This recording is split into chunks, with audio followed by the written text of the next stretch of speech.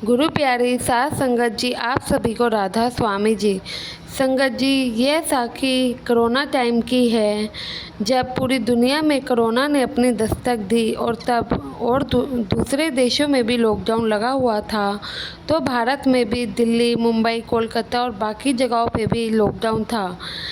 Lockdown के समय lockdown में पूरी सड़कें, दुकान वगैरह सारा बंद था। आने जाने की कोई भी साधन नहीं थे। लोगों के कारोबार तक बंद हो गए थे। दिल्ली में लोग घबरा कर सामान इकट्ठा करने को मजबूर हो गए थे। साथ संगत जी, यह साखी उसी समय की है। यह एक सच्ची घटना पर आधारित है। एक सत्संगी परिवार में पति पत्नी और उनकी बेटी थी, जिनका नाम काजल था, जो कि कॉलेज की स्टूडेंट थी। जब कोरोना काल शुरू हुआ और नया नया लॉकडाउन हुआ था, तो कॉलेज वगैरह भी सब बंद थे। काजल, जो कि उत्तर प्रदेश के कॉलेज में पढ़ती थी, सभी लॉकडाउन के कारण अपने घरों में वापस आ गए। लेकिन उसने सोचा अभी स्थिति ज़्यादा ख़राब नहीं है, तो मैं 2-4 दिन बाद ही घर चली जाऊंगी। उनके मम्मी पापा ने उसे बहुत बुलाया, लेकिन वह ना मानी और कहने लगी कि मैं 2-4 दिन बाद आ जाऊंगी, आप लोग फिक्र ना करें, मालिक सबके साथ है। ऐसा कहकर वह फ़ोन रख देती है। लेकिन तभी उसे एक दिन बहुत तेज़ बुखार हो जाता है। अब वह घर से बाहर भी नहीं निकल सकती थी।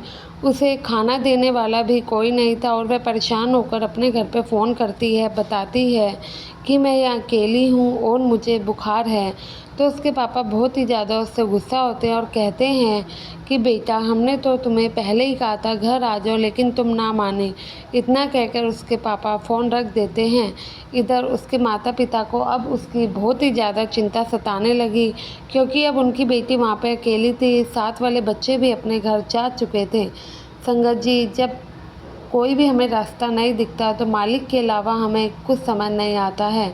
तो वह लोग अपने मालिक के आगे अरदास करते हैं और कहते हैं कि वह बेटी वहाँ पर अकेली है, आप ही अब उनकी रक्षा करें। और वह सच्चे बादशाह, अब मेरी बेटी की जिम्मेवारी हम आपको देते हैं, आप जो भी करोगे अच्छा ही करोगे। ऐसे अरदास करके वह सब कुछ मालिक पे छोड़ देती है।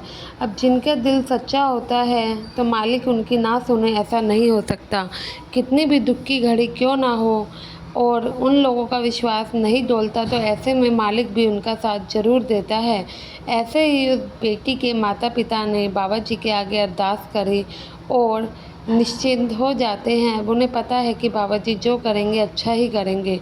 और आपस में बातें करते हुए कहते हैं सब कुछ करने वाले तो वो ही हैं, वे अपने आप ही कोई ना कोई रास्ता देखना ज़रूर निकाल देंगे। फिर उनके माता पिता भजन सिमरन पर बैठ जाते हैं। इधर बेटी के दरवाजे पर कोई दस्तक देता है। जब वह बेटी दरवाज़ा खोलती है, तो एक व्यक्ति जो कि 50 या 60 साल की उम्र का था, उन्हें खाना देते हुए कहता है, ये लो बेटी, तुम्हारे लिए खाना आया है। मैं यहाँ से गुजर रहा था, तो मुझे ऐसा एहसास हुआ कि शायद तुम्हें इसकी ज़रूरत है, इसलिए मैंने दरवाज़ा खटखटा दिया। और उन्होंने बेटी के पापा का नाम भी बताते हुए कहा कि मैं तुम्हारे पिताजी को जानता हूँ, वह मुझे अक्सर सत्संग में मिलते रहते थे।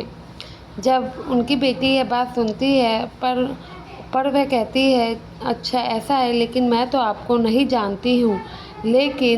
लेकिन उस व्यक्ति की बातें सुन के उस लड़की को काफ़ी अच्छा लगता है और उसे लगता है कि यह कोई अपना सा ही है। तभी लड़की कहती है, आपका बहुत बहुत धन्यवाद चाचा, आपको कैसे पता चला यह तो मैं नहीं जानती, लेकिन आपकी बातें सुन के मेरे को काफ़ी अच्छा लगा। तो व्यक्ति कहता है कि मैं यहाँ से गुज़र रहा था बेटी, तो मैंने सोचा, तो मुझे लगा कि तुम्हें ज़रूरत है मेरी मदद की, इसलिए मैं आ गया और मैंने दरवाज़ा खटखटाया, तो वह तुम निकली। तभी वह बेटी झट से कहती है, चाचा मैं तो आपको नहीं जानती, ना मैंने आपको कभी देखा, आपने मुझे कैसे पहचाना यह मैं नहीं जानती। वह व्यक्ति कहता है, बेटा तुमने शायद ध्यान नहीं दिया होगा, मैं अक्सर तुम्हारे घर 3 बजे आता रहता हूँ। जब मैं आता हूँ तो तुम सो रही होती हो, इसलिए तुम ध्यान नहीं दे पाओगी। खैर कोई बात नहीं बेटा, यह मत सोचो। तभी उस व्यक्ति ने कहा, वैसे मैं तुम्हारे घर की तरफ जा रहा था, तुम हमारे साथ चल सकती हो, मैं तुम्हें तुम्हारे घर छोड़ दूंगा। पर वह लड़की उस व्यक्ति पर विश्वास नहीं कर पा रही थी, क्योंकि संगत जी ऐसे किसी भी अनजान व्यक्ति पे विश्वास करना बहुत मुश्किल होता है। भले ही वह हमारे घर वालों को जानता हो, लेकिन हम नहीं जानते, तो अंदर से आजकल का जैसा माहौल है तो इतनी जल्दी हम लोग विश्वास नहीं कर पाते हैं। तो वह कहती है, चाचा आप रुको, मैं 1 मिनट आती हूँ। तो फिर वह जाती है अंदर, अपने पापा को फ़ोन करती है, उन्हें सारी बात बताती है। उसके पिताजी पूरी बात सुनते हैं। जब वह ये बताती है कि उन्होंने ऐसे कहा कि मैं 3 बजे डेली आपके पापा से मिलता हूँ, लेकिन तुम लोग सोए रहते हो, तो यह सुन के वह समझ गए कि ये बाबा जी के अलावा कोई नहीं हो सकता, यह उन्हीं का ही चमत्कार है। तो उन्होंने कहा, बेटा तुम घर आ जाओ। तभी वह बोली, ठीक है पापा।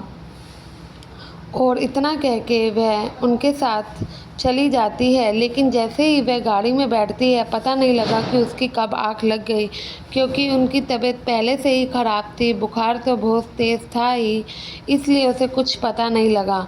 और सबसे हैरानी की बात तब होती है जब वह 2 घंटे में घर पहुंच जाती है, जबकि पूरी दूरी का रास्ता 5 घंटे का था। जैसे ही उसका घर आया, उस व्यक्ति ने कहा, उठो बेटी तुम्हारा घर आ गया है। तो लड़की हैरानी से कहती है, इतनी जल्दी हम कैसे आ गए, मेरे घर का रास्ता तो काफ़ी लंबा है, मुझे पता भी नहीं चला। तभी लड़की कहती है, चाचा आप तो मेरे पापा को जानते हो, अब यहाँ तक आए हो तो चलो अंदर भी चलो, उनसे मिलकर ही जाना, वे आपसे मिलकर बहुत खुश होंगे। लेकिन वह व्यक्ति कहता है, नहीं आज नहीं, फिर कभी, अभी मुझे बहुत ज़रूरी काम है। और यह कह के वह लोग चले जाते हैं। संगत जी, इस तरह काजल बिल्कुल सुरक्षित अपने घर पहुंच जाती है और वह आकर सारी बात विस्तारपूर्वक से अपने घर वालों को सुनाती है। उसके पापा बताते हैं कि अमुक नाम का, उनके पापा बताते हैं, ऐसा तो मेरा कोई दोस्त नहीं है, लेकिन जब तुमने मुझे फ़ोन पे बताया तो मैं पूरी बात समझ गया कि हमारे सद्गुरु जी के अलावा कोई नहीं हो सकता, क्योंकि सद्गुरु जी ना जाने किस रूप में भेद बदल के आते हैं और हमारा साथ देते हैं। मैंने और तुम्हारी माँ ने बाबा जी से अरदास करी थी और आज तक ऐसा कभी नहीं हुआ कि उन्होंने हमारी बात ना सुनी हो, और कभी भी जब हमें उनकी ज़रूरत हो तो वह हमारी रक्षा करने ना आए हों। तो वह कहती है, क्या सच में वह बाबा जी थे जो हमारी मदद करने आए थे? तो पिता कहते हैं, हाँ बेटा, हमारे सद्गुरु हमेशा ही हमारी मदद करने आते हैं। संगत जी, हमारे सद्गुरु सच में अपने हर बच्चों की रक्षा करते हैं, वह किसी को भी मुसीबत में नहीं पड़ने देते। हम ही नालायक उनकी बातों को नहीं समझते हैं, ना ही भजन सिमरन करते हैं। आशा है ये साखी आपको ज़रूर पसंद आई होगी। तो संगत के अपने इस चैनल को सब्सक्राइब करना ना भूलें और कमेंट में राधा स्वामी ज़रूर लिखिएगा जी। गुरु प्यारी साथ संगत जी, आप सभी को राधा स्वामी जी।